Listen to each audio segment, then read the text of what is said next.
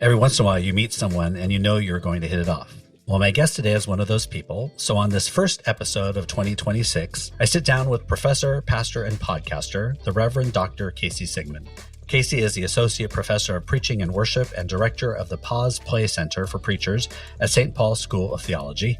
She earned her MDiv from McCormick Theological Seminary and her PhD from Vanderbilt. Her latest book, Engaging the Gadfly, Reflective Online, Hybrid, and In-Person Preaching in a Digital Age, offers a practical theological framework for preachers discerning how to faithfully navigate techno-cultural shifts brought about by social media and artificial intelligence. In addition to being a member of the Academy of Homiletics, she is a member of the North American Academy of Liturgy. Her research in this area is on progressive, modern, and contemporary worship music on the margins of the Christian contemporary music industry. An ordained disciple of Christ minister, she has served churches in Tennessee, Kansas, and Missouri. For those who love talking about digital ministry, this is the episode for you. We totally nerd out about online worship, AI and preaching, young people and technology, and I may call seniors lazy when it comes to returning to in-person worship. Casey also leaves us with the lovely practice of noticing and naming reverse pet peeves. Thanks for spending time with the Amalgamation, and I hope you enjoy my conversation with Casey Sigmon.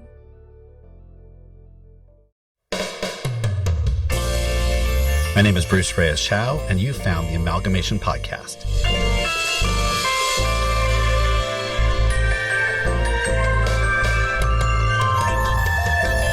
Each episode, I chat with inspiring humans, activists, artists, academics, and adventurers as we joyfully and courageously co-conspire to make the world a more loving, compassionate, and just home for everyone. Welcome to the Amalgamation. All right, I'm very excited. Welcome to the podcast. Today, a person that I have just met, but you know how you just kind of meet people and you're like, hey, I think this is the person we're just going to be friends. So I have Casey Sigmon on today. So Casey, just tell folks what's important to know about you. It's important to know that I'm a mom and a pastor and a professor and the daughter of an artist and a salesman. I think that if you meet me, that's all going to make sense. Those are all the things. Those are all the things. Wrapped in a spinach tortilla. Those are all the things. All those wrapped together. So let me follow up. So mom to who? Like, what are the things you're a mom to? I'm a mother to Viola and Lillian and two fuzzy cats named Jade and Fiona. Those are all great names. Yeah, I'm an old-fashioned old soul. I like that. An old name. Our children, we did that too to our children. It's Evelyn, Abigail, and Annalise are all like little old. So ours are like little old white lady names, and then they have my spouse. People have heard this story before, but my spouse is white, and so they have my wife's last name, and so they're like these mixed brown looking kids, and they have these like lily white names, like first and last. So people are always looking at them like, What's going? People can't see my face, but they're like, "What's going on? What's happening here?" So we're a little confused. What's happening? People have accused Robin sometimes of having adopted children because they're like, "What's going on? Yeah, what's happening? What kind of artist are you a child of?" So my mother, she went to San Francisco School of Art, actually, California connection. And was brought out to Kansas City to work at Hallmark as an illustrator in the early days, so like late 1970s. Watercolor is her main thing, but she's done designs for Christmas ornaments and books and all sorts of creative endeavors in her career. So some of us may have her art and have seen or have it around. You might. She was really big in the 1990s for the Hallmark cards. They featured hedgehogs. Oh yes. Oh yeah. I totally remember those. That's so funny. Those were all her. Feedy is how she signed her so awesome. art. Oh yeah. I mean, some people don't remember like going to Hallmark stores. I mean, I was a member of like the Hallmark frequent buyer club loyalty thing. I remember going all the time. Oh yeah. I had a little box of cards that I would go through and back in the day. It still exists here in Kansas City because we are the hub of Hallmark, and so you can see a store if you're ever in town. They're everywhere. It gets a Hallmark store. It's like, what? Yeah. I don't think we have them around where we are anymore. We might. I've not seen one. It's like seeing Hallmark in the wild. That's great. That's awesome. Well, let's talk about some of the projects you're working on. So let's talk about your book first, and then we'll just jump into other things. I love the title, Engaging the Gadfly. So some people are going to be like, what's a gadfly? But we'll talk about them. And the subtitle is Reflective Online Hybrid and In-Person Preaching in a Digital Age. And for those of you that know me, they're like, Bruce, is that your book? So what's going on? Did you? And this is one of those times where I would probably at first pick this up and like, I should have wrote that book. And people have said that about books I've written. And then I say back to them, but you didn't. So shut up. So tell us about this book. How did it start? Yeah. So it started actually as a dissertation long ago. So imagine it's 2012. Oh my gosh. And the world is pretty different at that point, actually, when it comes to notions of preaching online. And I'm pitching to my mentors at Vanderbilt that I want to do my research around the impact of social media and the digital age on preaching. So I come out of, my bachelor's was in film, but I also dabbled in journalism. So I've always been a Marshall McLuhan, Walter Ong nerd. And I know that media shapes the message and shapes the mind and the people. And so I was always bringing pop culture and into homiletics. And so I thought this was the gap, right, that I wanted to research. For those of you that don't know what homiletics is, it's that preaching place kind of thing. There you go. Thank you. Nerd. Yes, there you go. De-nerdifying my language. That happens a lot. It's just the study of preaching. That's all it is. So what's so funny, if you can find my dissertation online, and it's, if you type Engaging the Gadfly, it might show up, but the rest of it is a different, much more process theology, like abstract title. But the whole thing was arguing for changing the practice of preaching in light of this next age, this next 500 years of digital age and communication. And then, of course, 2020 happens. And now it's a very different climate. And before I could change the dissertation into a book, I really had to start from scratch, right? Because now the problem I was noticing, all these churches that emergency went online, invested in technology, are still doing the thing in some way. They did it as a reaction to a crisis. But now that the dust was settling, they weren't really thinking, is this aligned with our mission? Is this who we are? Should we be doing this? Is this what we're called to do?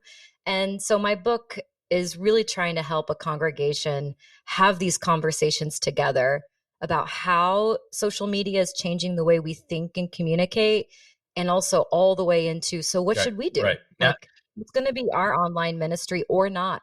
Maybe not at all. Now that we've done it, now we have a time to step back and think about the hows, the whys, the foundations. And we wish we had time to do that before. Exactly. We didn't, and it's nobody's fault. But now, so if you were to think about, like, what are the main questions that churches should be asking themselves about this, what would those be? What are you asking us to think about as we're reflecting backwards now that thanks a lot, now that we bought all this equipment and put it on our walls, what should we now be asking ourselves as we're thinking about the hows and the whys? Well, now that we're getting into 6 years since maybe they started, I want to know what the fruit is of that ministry. Have they noticed that any sort of community is forming around the online preaching and worship that's taking place? And if so, could you go deeper in forming that community? Do you know them well? And if not, should you keep investing your time into that, or would it be best served in other ways? I think that's one of the main things. And the other question is, and I see this so often because I coach a lot one-on-one with pastors, they may be only doing online worship, but is there any discipleship, fellowship, service work that you can start to think about for those folks that are attending online, so that they're also getting a holistic experience of being a part of a Christian community and not just consuming your Right. worship Right. service. Yeah. I was pastoring during that time, and we're very fortunate because, I came into that space, was not called there to be the technology pastor at all, but that I brought that with me. And so we started a week ahead of time because we knew it was coming. Like we're in Silicon Valley and we just knew. And so Oh, we had yeah. folks who were very comfortable, and I had a little anxiety.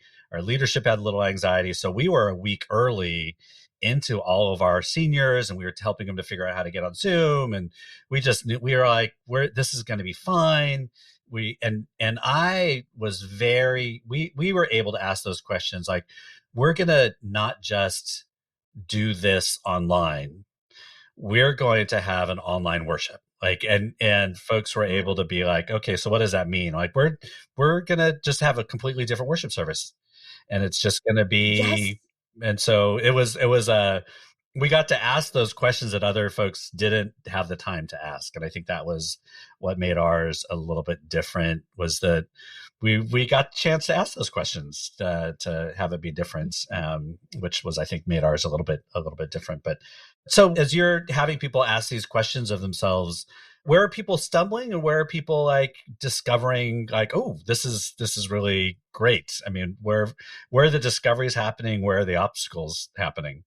Yeah, I think the main obstacle in my one-on-one conversations is the factor of volunteer hours and time. So many of the clergy I work with are serving pretty small congregations, one staff or three-quarter staff, and it's just the pastor. Yeah.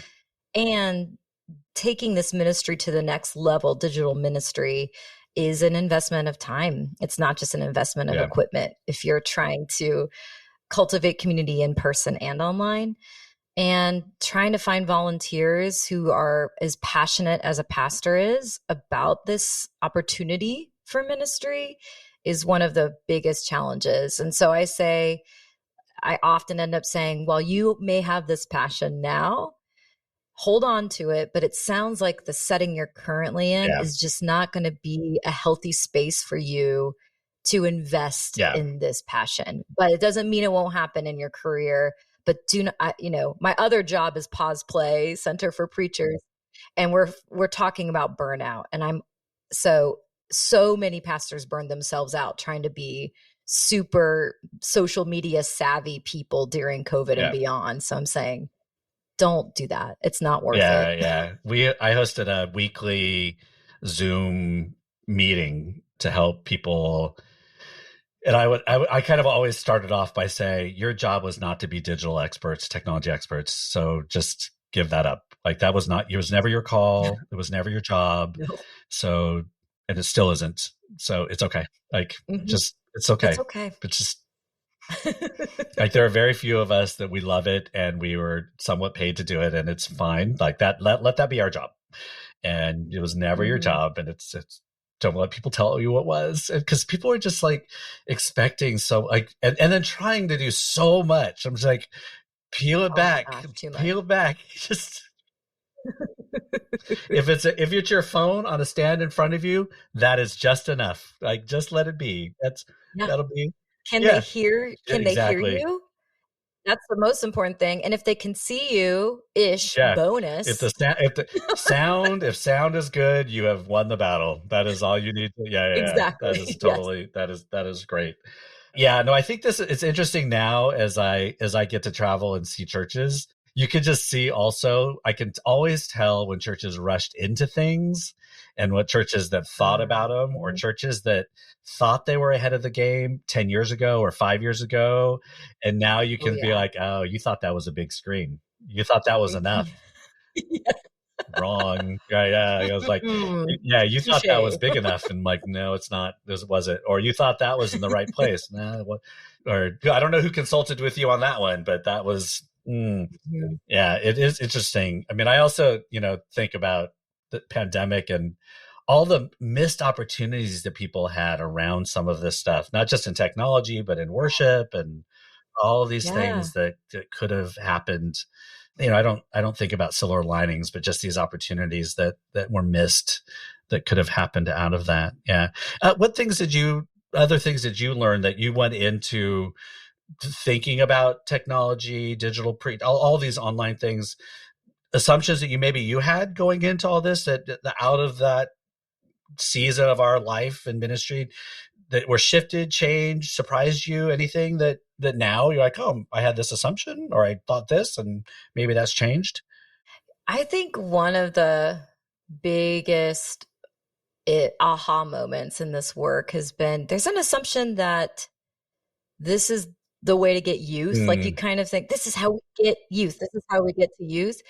And as a parent of preteens at the moment, there actually is a really strong resistance to social media, online, etc., and parenting period right now. But also I would say with the college age young adults, same thing, like cynical, skeptical, and not looking for a church online. Oh yeah, totally. Right? Or an influencer pastor who is actually online. With the folks I'm working with, it's folks who are older, homebound, a really rich, like where I've seen some flourishing is folks who are isolated in rural communities or spaces where they don't have a church they can drive to where they feel safe to worship and show up as their embodied self. And so they are looking for fellowship and membership online in a church where they actually can be their full selves. So it's not just a generational ministry question. And I think when I went into it, I think that's what I thought it would be. But I'm discovering it's so not that. Yeah, no, I think you're absolutely right. It almost reminds me kind of back when MySpace, for some of you, you have no idea what I'm talking about, but back like MySpace was that, like, you could be anonymous because you had to be, right? You were that edge niche, like, because it was safety, right? It was that brought these edgy places around the fringe because you were trying to find belonging because you couldn't find it anywhere else. It almost feels like that's where it filled. And then that other space was, I remember when we started to come back in person, I had to tell my seniors, I'm like, can you please come to church? Like, I was like, just at least, I just remember a couple of my seniors who just live like 4 blocks away at these like senior living places. And these were not homebound seniors. These were thriving. I'm like, okay, now you're just being lazy. I was just like, can you, I remember sitting with a couple of like, just, can you come twice a month? They were every Sunday people. And then all of a sudden they're like, well, Bruce, it's just, so what she would say, Bruce, it means I have to like get dressed and put pants on every Sunday. I'm like, okay. I'm like, well, one, I'd say her name. I'm like, I am always assuming you're wearing pants. Let's just put that on. I am just assuming you have pants on every time you are getting online. So that's just a given. You're always wearing pants. In my mind, pants are on. So stop saying that. But I need you to come to church at least twice a month because I know you're there. Just come see people. Yeah. Because I told him, I need the numbers. We're counting you still, but I need you because we have people that are coming. Like our young families, if you're serious, like they need to have people here. Like you are the grandparent, you are the auntie, you need to be here because they're not coming online. But yeah, that was a surprise. Our seniors, they were loving it to be able to roll out of bed, have their coffee, and just watch online. It's true. The thing we did is we hired an online pastor. I had a church that had resources. Oh, smart. So our online pastor is a friend of mine in Pennsylvania. Because we could. Because they can be wherever. Yeah. And I left that church and she's still working there.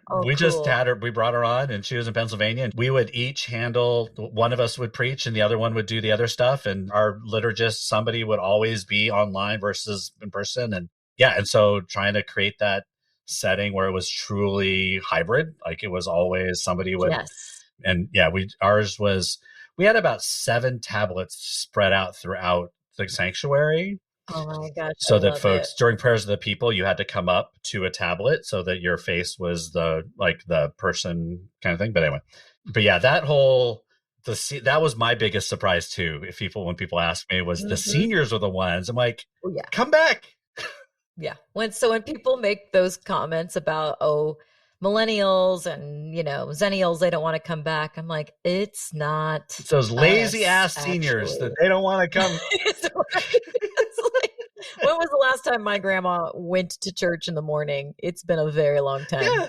Very long time. Well, the other thing is, and I mean, this has been one of my soapboxes forever, is the churches that are like, well, give the social media to the young person. I'm like, one, not every young person does that anymore. I mean, my kids are older than yours. Like I have that next upper, like I have a 28, 24, and 22, right? So I had my laboratory social media kind of in that upper, that other. And like they've checked in and out of social media at different stages of their lives, and they would be super cynical of any church that was trying to use that stuff. And if they walked in and they're like, oh, could you do our social media? They'd be like, fuck no, I'm not doing your, like. That's exactly right. But one, there's a couple of them I wouldn't want doing it. Like one of them I'd be like, yeah, you should ask that one. Like she's really good at it. And the other ones I'm like, oh, you don't want to hire that one to do it. Do you know what you're getting into? They don't listen to this podcast anyway, so they're like, Dad, what? You don't want? You wouldn't hire me? I'm like, no, not in a minute. But yeah, like, would you just hire any? Well, we would hire anybody to do our church school, but that's the other thing, right? A parent comes in, they're like, yeah, come to our church school. I'm like, what? Yeah, churches are terrible. It's just they're a mess for the most part. It's just such a mess right now, and people are holding on to their toys, and they're holding on. We're not at the rant part of the podcast yet. I realize. Come listen to encouragement and empowerment for your congregations. But I think pastors and folks who are no longer associated with churches are nodding their heads in agreement. Yes. People who are actually in churches are probably also nodding their head. We love church. Well, I love my home church because we do it really. Exactly. I love my home church. Yeah. And also, I've seen a lot. It is true. I mean, I wouldn't still be involved in the church if I didn't love it. So there you go. That is true. So what do you see as the future, though? I mean, what are you seeing as some of the things that are burgeoning? Like, what are you, like, as you're looking into the future of technology, digital ministry, if you had to kind of look in possibility, what do you see out there? Like, if we had to dream together, what possibilities are you seeing out there? Well, I think the first thing I'm seeing is that there is a hunger for more participation in worship from some folks. And I mean, like, not signing on to do the social media account, not being told they need to care for babies in the nursery if they even have any. I mean, in the liturgy, in the Sunday morning worship service itself.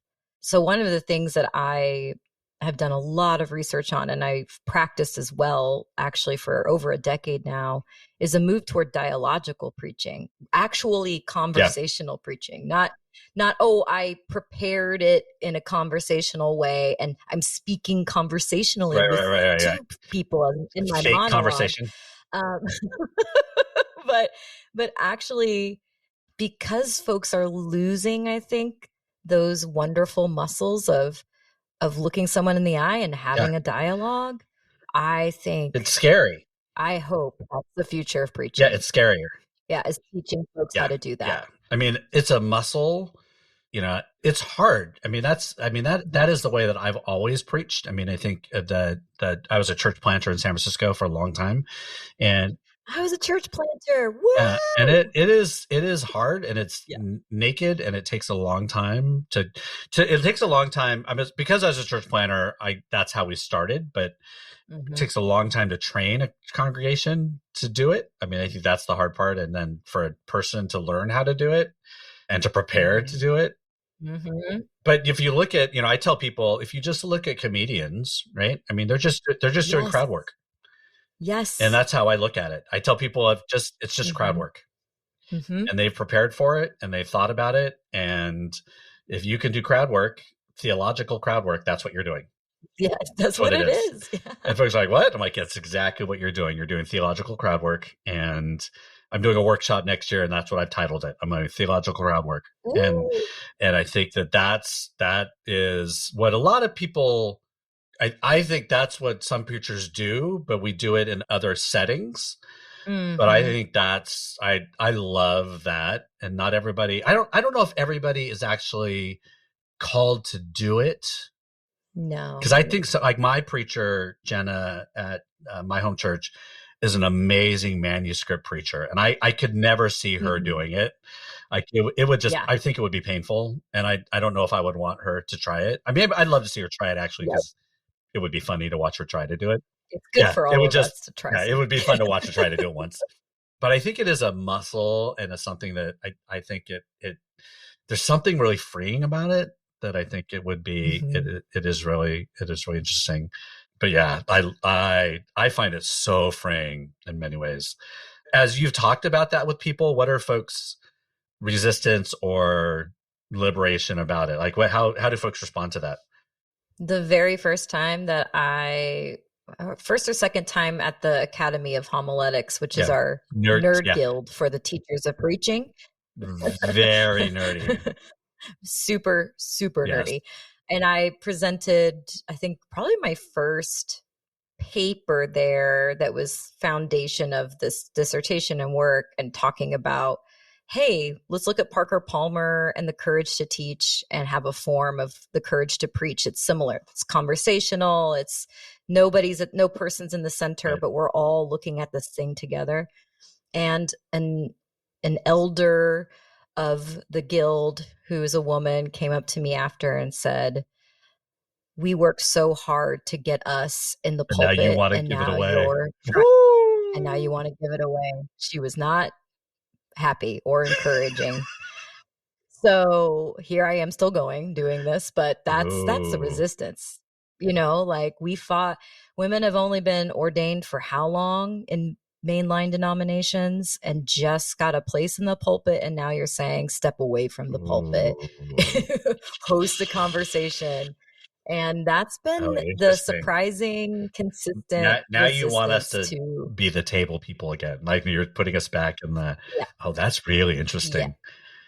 yeah. Wow. So, but after that, it's a lot of just fear because you've never Yeah. done it before, and fear of what somebody else Oh, is going to yeah. say and how you handle it, fear of what you might say, but you're not realize you're saying Yeah. out Well, loud. and those are all like legitimate fears. Like I'm like, yeah, It's totally, yeah, yes, it happens.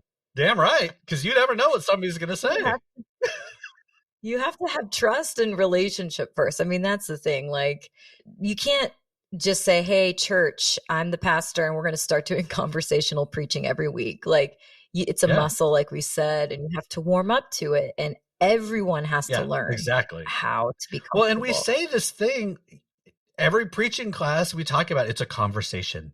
I'm like, well, but Yeah. it's Yeah. not. It's not.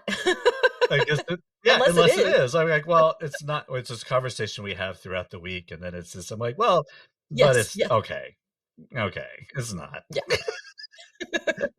It's a conversation I'm having with Exactly. It's myself like it's and a my one-way cats. conversation if that's a conversation. I mean, yeah, that always is like it's not a conversation. It's me talking to people. Hmm. Yeah, no, that's great. Yeah, oh, I Hmm. love it. That's great. Okay, I'm going to switch topics because this is something that I Okay. love to talk about. Let's talk about AI. Yeah. Oh So my I God. just wrote a post that talked about why I will never use AI for my sermons, any part of it at all. Because I've been in a couple of conversations lately with people about using AI for their sermon process, and folks Hmm. trying to, there's people on the whole spectrum of how people think about AI, from those who are like nothing ever, no, and then all the way to the side that are like I'm all in, to those in the middle like, well, it's here, let's how to use it well. I mean, and I'm probably in the I'm not going to use it. I think the environmental piece, I sway to Yeah. that side. I have used it. I've played with it. I don't do that anymore. I will say I use it sometimes to distill text to speech. Like I will use it to record myself, and I will Yes. use it to text. I Hmm. use it nothing for generative. I use Hmm. Grammarly. That's Yeah. for Yep. clarity. And I will say, I think people benefit greatly from me using Grammarly for my writing. I'm just going to be very clear in my writing. Grammarly, autocorrect, and spell check are AI things that everybody benefits from Bruce Reyes-Chow using Yeah. those. So I'm just going to, let's just put that out there. But I argue for that AI should be used in no process of the preaching process and the sermon Mhm. writing process.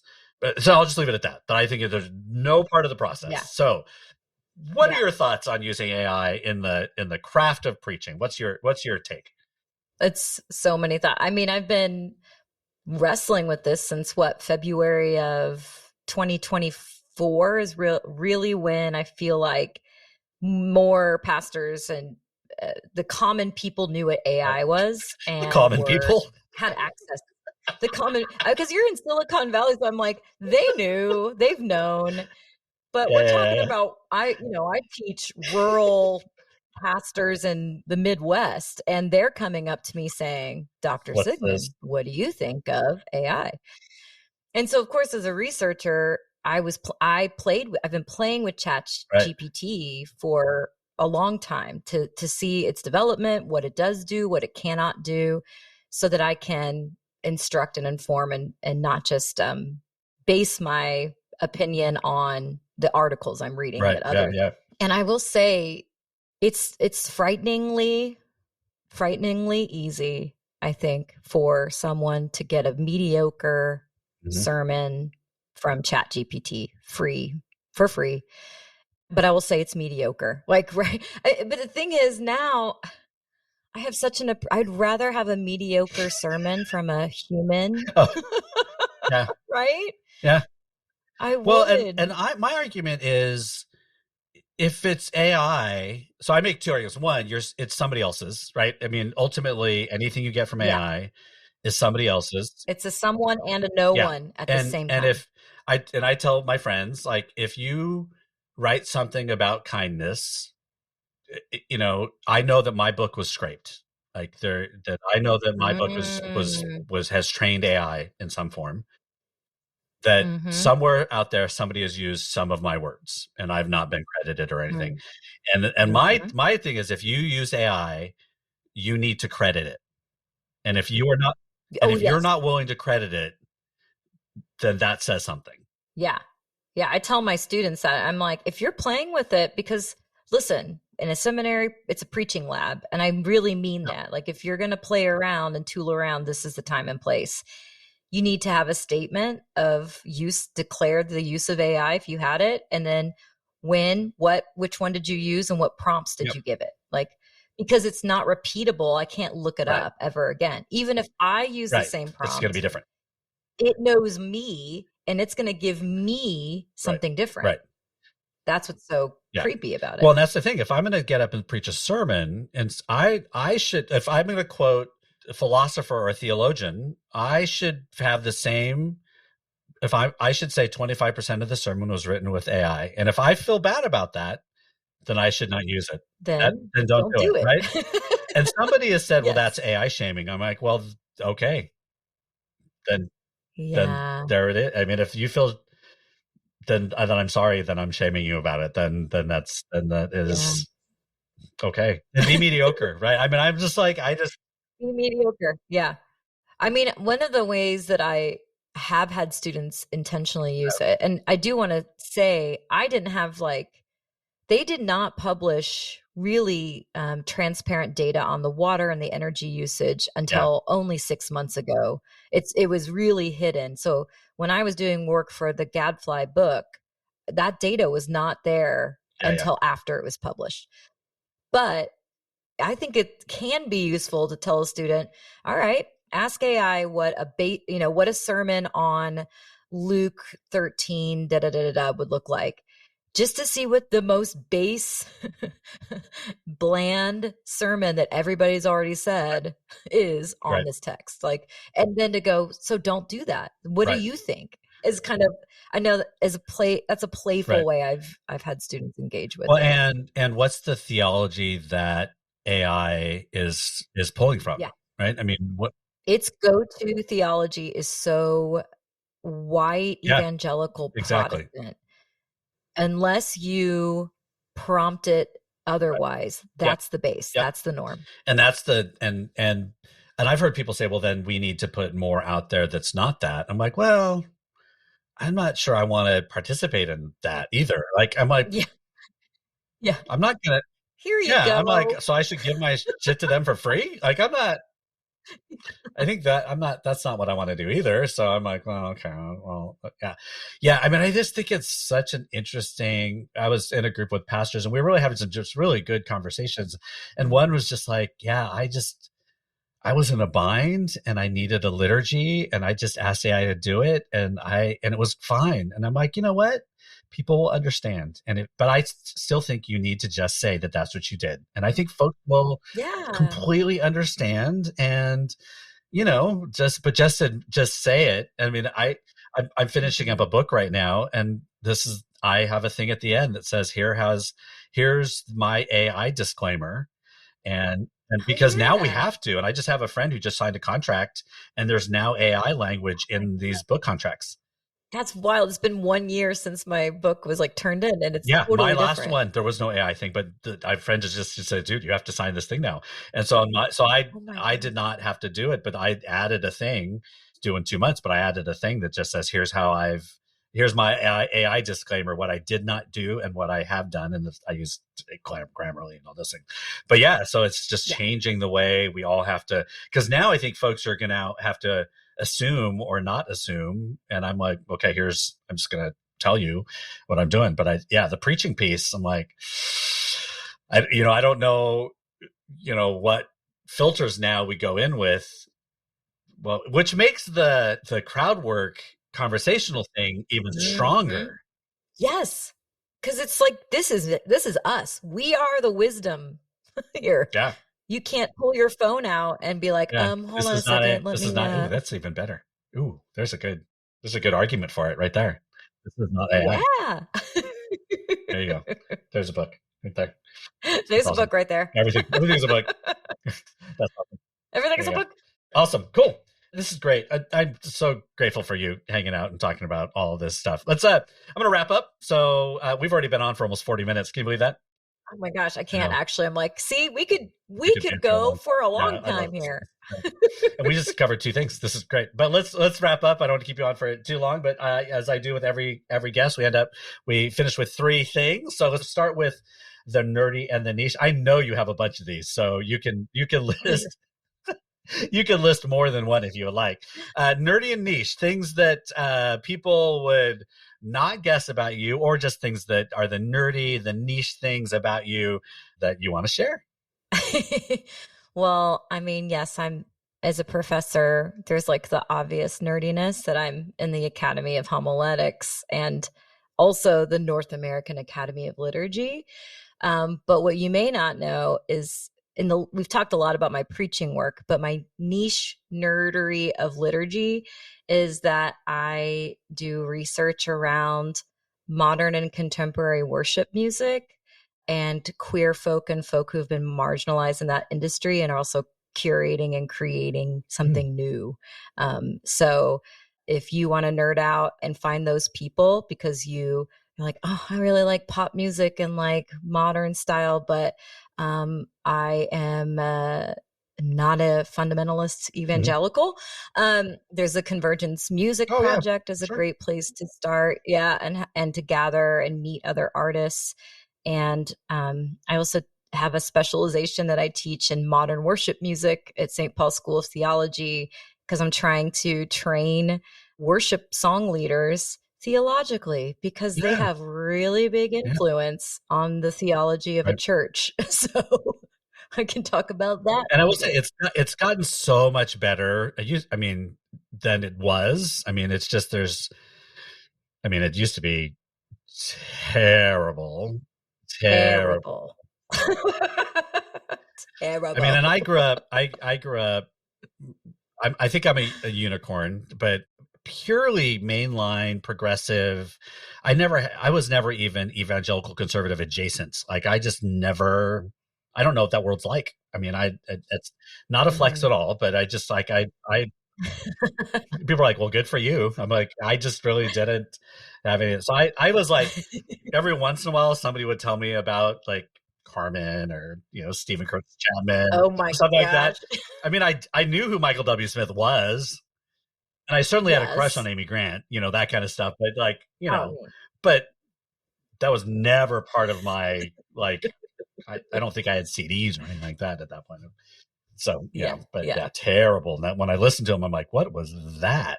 Good Lord. Uh-huh. Uh-huh. Anyway. Yes. Okay. So what other nerd Uh, or niche things that's not church related? You got any of those kind of things? this is not church related. Well, I am a karaoke nerd. So I'm the type of person who keeps a note on her phone of karaoke songs to do next time that she goes What's your out. go-to? Do you have a go-to? My go-to song is Cranberry Zombie. I don't even think I know that. Zombie by the Cranberries. And my in this season, I really, really love to do Santa Baby in a baby voice. And to progressively get worse, like start out singing like the woman who's singing it and then really end with full on baby. But this is my improv comedy background coming out also. Santa Baby. I love a In the stage, Bruce. I love a stage. I have not met a stage I do not love. That's awesome. Yep. Okay, there you go. All right. I can't wait for this one then. What are you watching? What are you reading? What are you listening to? Oh my gosh.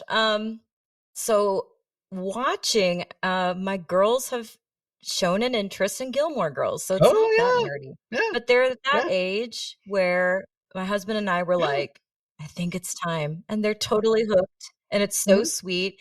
And I love seeing like them bounce back. I'm like, what is Rory thinking? Yeah, I'm no, like, yeah, seriously. right. So let's talk about Yeah. relationships. It's Um, terrible sometimes. Like, what is happening? Yeah. Yeah. Yes. So that's the main thing I'm watching. But I always have like a million books, right, Bruce? Like a million I'm Yeah, yeah, reading yeah. at once. Do you read for fun? I Oh, do. good. I do. Thank So God. so right now I'm reading the Book of Alchemy Oh, yeah. Sure. with friends, like intentionally. We're doing the 100 days of creative journaling project together. We just started December 1st. So I love poetry. I've got Ross Gay right now, Catalog of Unabashed Gratitude that I'm reading it before bed.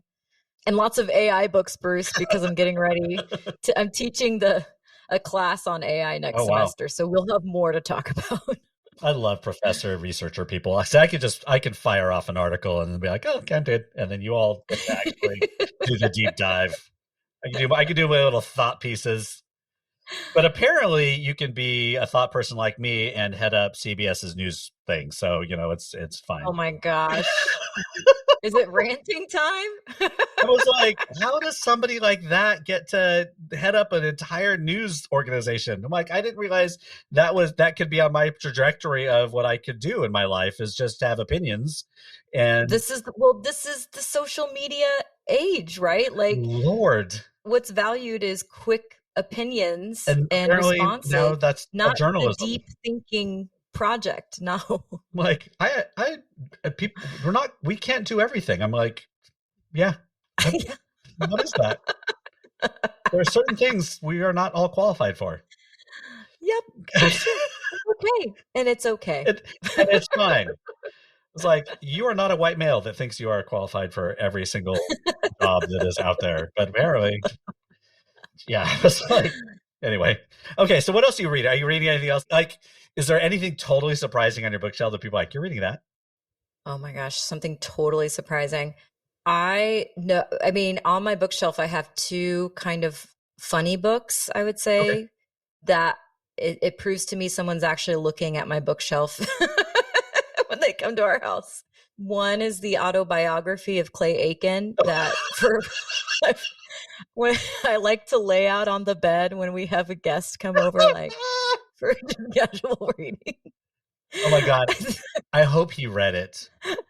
I hope every time I leave it out there, I'm like, just in case. And then the other one, my grandma's never going to hear this, but my sweet, sweet grandma has been a lifetime subscriber to these Christian romance novels where as long as, he converts her to Christianity, then they get married and then it's romantic. And this one's like the Texas preacher one. And they're just so bad, but it's so that purity culture. And I took one from her house one day and I have it on my shelf.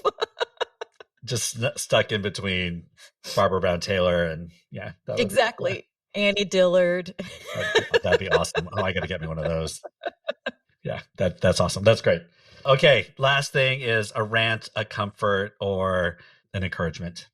I got a little rant in earlier, so I'm gonna share a comfort, which is something I've been trying to practice. It's called reverse pet peeves. So instead of noticing and ranting about the things your pet peeves that annoy you, like the church assumptions about what young people want and think and need, you pay attention to things that bring you delight and a little bit of joy, whatever that might be. So for me, it's like somebody waving and saying hi when I'm walking around the neighborhood. It's people who put up ridiculous Christmas decorations in the yard. It's my first cup of coffee in the morning. And so just looking for those reverse pet peeves and naming them and seeing how it kind of rewires your brain to look for what makes you happy instead of what makes you angry. What makes you want to bring people life instead of the alternate? Yeah, that's awesome. That's great. That's lovely. How can people find you? You can find me. I'm on Instagram at CTSIG, SIG, the Rev Mama Hen. And also the Pause Play Center on Instagram and online. You can listen to our podcast and find out more. If you're a pastor who's really tired and thinking of quitting, we have some resources for you to keep going and to find others who feel the same. And that's where you can find me. Great. Awesome. Thank you so much. This is great. Thank you for saying yes and being on the pod, as they say. Thanks, Bruce. Yeah, this has been a lot of fun. So everybody, thank you for hanging out again on the Amalgamation podcast. You know what to do. Do all the reviewing. And I don't know if anybody actually reviews podcasts anymore, but click on those stars and give us, I don't know, how many can you give? 5, 10, whatever you can do. 5 stars. Review, subscribe, send it to your friends, all those kind of things. And we will see you next time on the Amalgamation podcast. This podcast was hosted by Bruce Reyes-Chow, produced by Emmy Hicks, edited by Desiree McFarland, with music by Marissa Magdal-Laron, and inspired by ancestors past and generations to come. Please rate, review, and subscribe wherever you listen to podcasts. And be sure to subscribe to the Amalgamation newsletter at reyes-chow.com. Until next time, thanks for listening.